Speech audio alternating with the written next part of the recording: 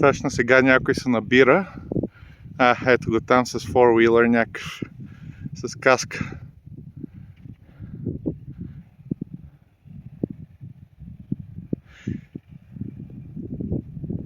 Както и да е, тук има такива пътчета, такива точно като пред мен.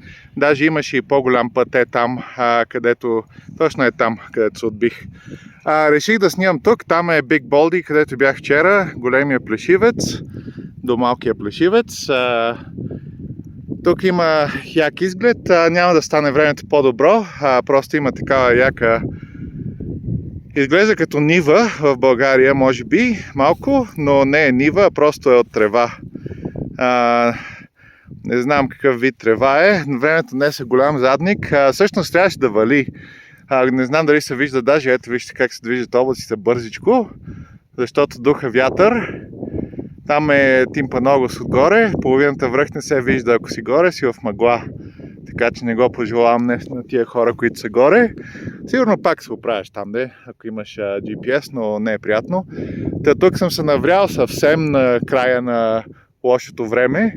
Ето оттам идват облаци и сега отдават в 3 часа вечерта някъде, че ще... след обяд, 3 часа след обяд, че ще такова, че ще стане по-лошо. Сега тук съм нещо като... Тук няма такъв добър изглед на пътеката. Имаше някакъв смешен връх преди малко, където се качих, но този връх беше някакъв обрасъл с дървета, няма официална пътека, няма изглед, даже е много трудно между дърветата трябва да гледаш. Те не са и дървета, са някакви такива храсти. Между другото, ще да проверя, точно такива. Започват като малки храстчета и започват много гъсто такова някакво. Израстват в такива жулещи дървета, ето там са в средно положение. Храсти, трябва да ги погледна какъв вид, интересно ми беше. Беше обрасло с такива дървета и въобще не беше много приятно хич. Тоест нямаше изглед нещо да снимам. Освен това не е най-високата част на пътеката. Всъщност интересното е, че най-високата част на пътеката е там, точно отпред. Днес не ходя навръх. Имаше върхове малки такива по-рано. Даже много такива стип стръмни, но тук е най-високата част на пътеката и после започвам плавно слизане надолу. Сега ще снимам докато стигна до там, имам 8 минути още, ще стигна до там. Не съм ходил точно в тази отсечка тук никога, но вече повтарям като стигна от другата страна и тъй като повтарям, реших да снимам тук. Също има и някакъв такъв малко изглед, така красив.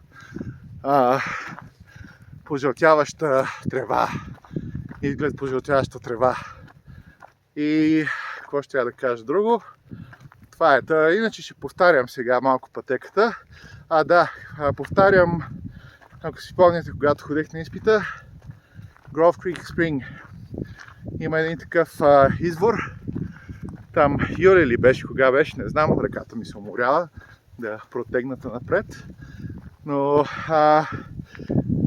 той е извор, Grove Creek Spring, е много як между другото, но просто съм го снимал преди и сега реших просто да снимам нещо по-ново. Айде да си приближа тук, това, че си изморих ръката. Вървя.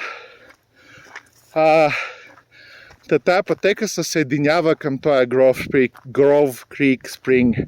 Не съм ходил от тази страна, ходил съм от другата страна. Тоест, като се качиш при този извор, свиваш наляво, а не надясно, откъдето идвам сега. Както и да е, просто тази отсечка не съм правила, там някакъв кара с кола.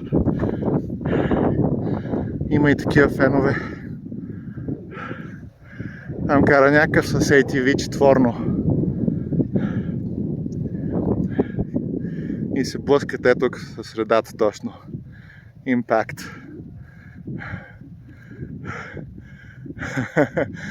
Той отбива с ATV-то, другия да мине, предполагам, че пътя е еднопосочен. Така, има едни пътища, които са вървят по цялата тази долина. Цялата тая долина. Вау! Това е нещо като tongue twister. Да, върви там до мен. Както и да е, това е друг път. Това, по който ходя аз, също минават такива неща, предполагам, но се свързва по-надолу към... Свивам наляво и тръгвам надолу по каньона. Просто, където отивам сега и там точно при свивката наляво е този Grove Creek Spring, извора, който е ограден с камъни и е много як. Това мисля, че е тук. Това е най-високата част на пътеката. Мисля, че го удрям тук. Чая да погледна на GPS сега. Той ми е в джоба. Продължавам да снимам. Ето. Както и да е, няма да го снимам в GPS, какво се вижда. Вижда се карта с следа по нея, която проверявам от време на време дали не съм се отбил. И всъщност много гадно като се отбия, защото там да не идват зад мен, не идват. Някакъв се набира. Там става направо колобълък. Двама човека вървят. Един обикаля с four-wheeler, един обикаля с кола. И има и друга кола, която е спряла там. Направо събор все едно. Тук мисля, че... Да, тук е точно. Тук го дава... GPS има такава детекция на трак. Той като му зададеш трак и ти дава високи, ниски точки, такива локални, но тая знам, че е глобална, защото тук започвам да се спускам леко така към този извора и да се изнасям вече. Та изкарах късмет и днес за сега, да чукам на дървото и облаци да не се спуснат към мен, но го дават, че ще вали към 3 часа. Та сега е някъде 1:30, нещо от тази сорт. За 1 час и половина ще слезна. Мисля, че или съм много близо до колата, което няма значение вече. Тук влизам пак в Аспен. Не е толкова красиво, отколкото вчера. Вчера беше по-хубава гора. Тая е някаква изглождена, уръфани дървета. Не знам, може би са по-стари. Като гледам са по-стари, така, по-възрастни дървета, трепетлики. И шумят. Падна ми едно листо на главата, като ходех. Точно на главата. Нали, не се случва често листо да ти падне точно на главата. И го усетих. Мислех, че някакъв скакалец. Имам много скакалци тук. Специално в тия гори. Не знам защо, но е пълно с скакалци. Може би има храна за тях, може би климата е добър, нямам идея защо, но е пълно с скакалци навсякъде. Но повечето се разкарват. Не са катерят по теб, смисъл, разбягват се наляво надясно. Освен ако има някакъв объркан, понякога се случва някакъв объркан, който се удря в теб, но веднага се махат. Смисъл не, че нещо ще ухапат или ще нападнат, просто има много от тях. И между другото не свирят, а са някакви такива някакъв такъв звук издават през лятото. Не знам дали е mating call, да привличат женски или те са женските, нямам идея за какво става въпрос с този звук, но като седат просто е така и вибрират някакви и се чува много далеч, много такова шумно. Не знам дали ще стигна там долу чак до извора тук, но няма значение. Тук вече влизам, там долу се свързва, то пък не може да се види тук. Сега ще забързам за 1 минута, не знам дали ще стигна до някъде по-отворено, но се свързвам вече към там, където съм ходил преди. И където съм ходил преди, вече съм снимал и реших да снимам нещо много тук, на най-горната част на пътеката. Малко кално, мисля, че е валяло вчера, с нощи, вечерта. То обикновено така става през лятото, тук вали вечерта и днес като стане вече есен и по това разбираш, че е станало есен, че като завали през деня, защото иначе през деня топлия въздух бута всичко и сушата попива в някакви влаги, ако има облаци.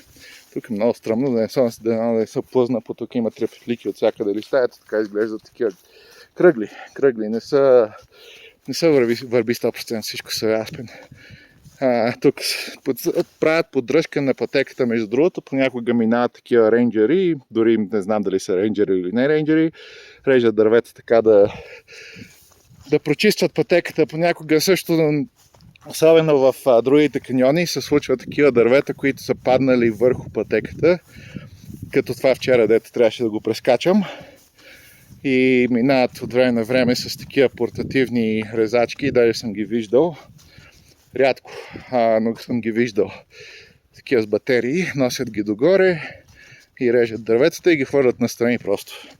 Не ги носят някъде да събираш за дърва, за огън, ги хвърлят настрани просто да не пречат на пътеката. Така, тук вече свършвам, стана 10 минути и половина, няма да стигна никъде друга да е интересно, но това е положението, общо взето. Вървя към Grove Creek Spring, той е извора, времето е облачно, но не заваля за сега, мисля, че ще оцелея така до 3 часа.